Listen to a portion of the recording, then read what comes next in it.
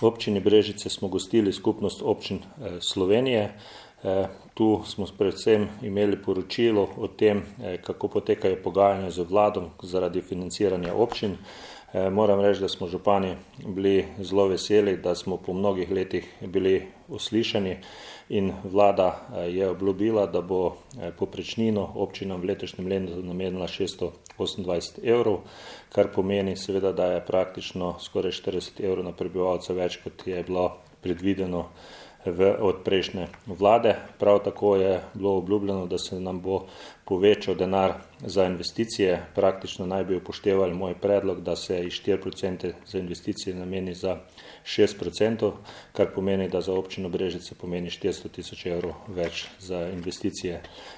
Obljubljeno pa je tudi, da bo v novembru šel zakon o razbremenitvi občin, kjer bi določene obveznosti občin prevzela država.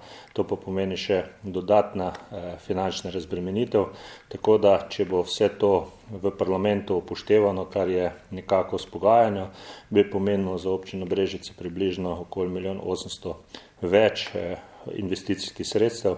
To pa pomeni seveda, da bomo v občini lahko več naredili za razvoj občine in pa za naše občane.